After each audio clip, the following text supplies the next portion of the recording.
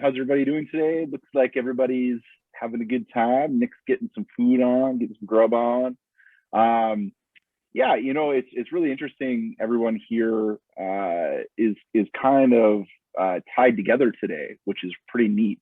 All these themes kind of emerging, and it's really cool that you started with like emotional intelligence, and what I'm kind of talking about is very very similar to that, and knowing what you're doing when you may not even realize you're doing it.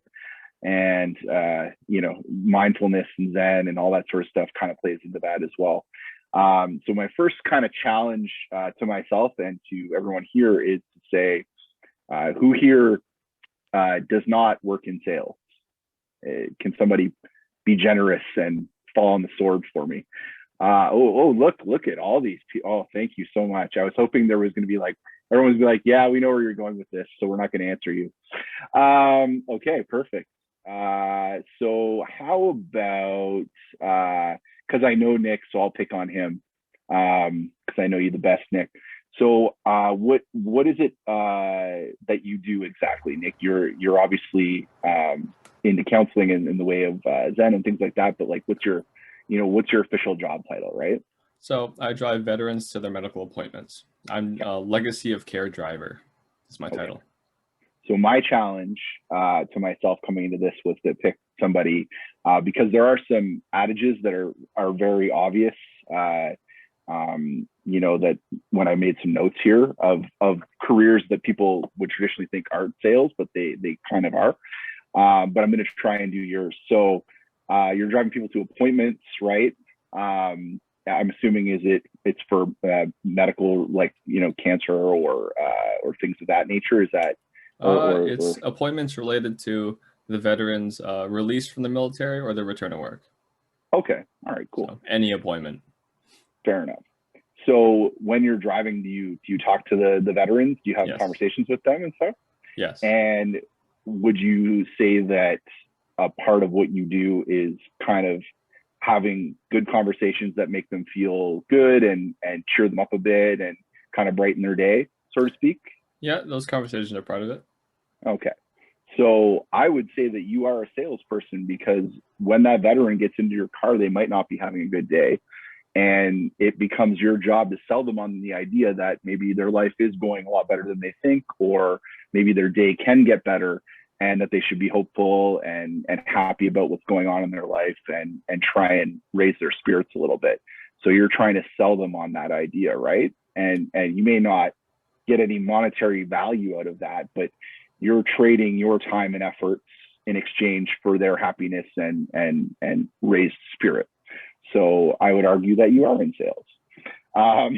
So that's kind of where I'm going with this, is that most people are selling something in their lives.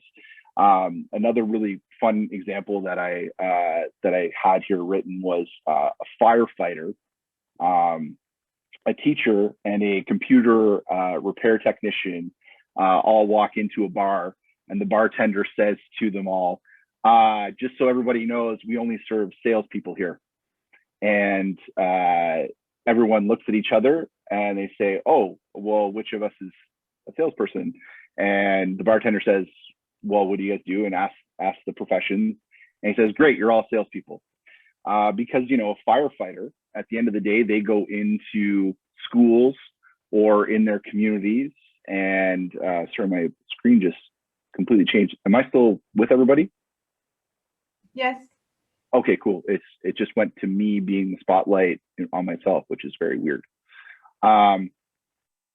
Anyways, so okay. The firefighter goes in the community and tries to sell people on the idea that they should be safe. They should change their smoke alarms. They should the batteries. They should ensure that their houses, their fire exits aren't blocked. Things like that, right? A teacher is selling people on the idea of learning and improving themselves and growing.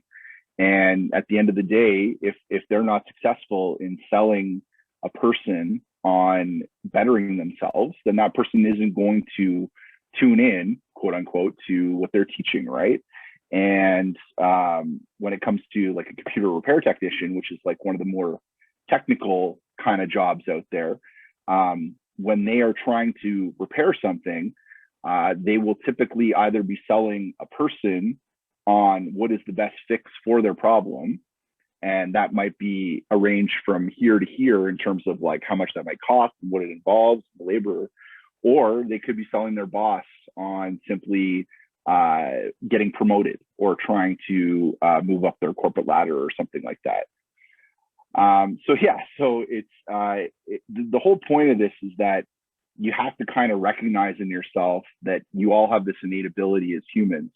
And where it comes from is when you grow up and when you learn from your parents what does or does not gain you the outcome that you're looking for.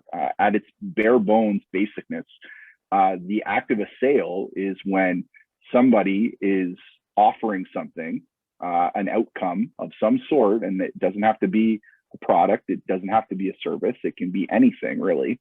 And somebody else is willing to trade something that they have in their pocket or in their mind or in their time for whatever that outcome is.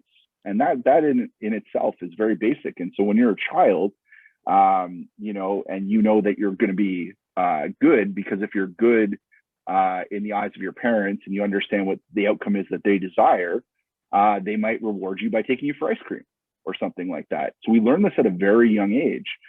And so what I wanted to share with everybody is to really think like in a very purposeful way throughout your lives, that if you are in a situation where you have a desired outcome or somebody you know has a desired outcome, to recognize it as that kind of a situation, and come up with the best way that you think that you can give them something that they will trade or vice versa. Because we will all experience this in our lives. And if we understand it as it's occurring, very much like thinking about Zen and mindfulness and things like that. If you just let life pass through you and you don't realize what's happening, you don't learn lessons from that. You don't grow as a person and things of that nature. So that's the essence of my 5-minute presentation is, just be mindful of the situations that you're in and when those trade-offs are being proposed, and try and create your best outcomes for your life and the lives of those around you.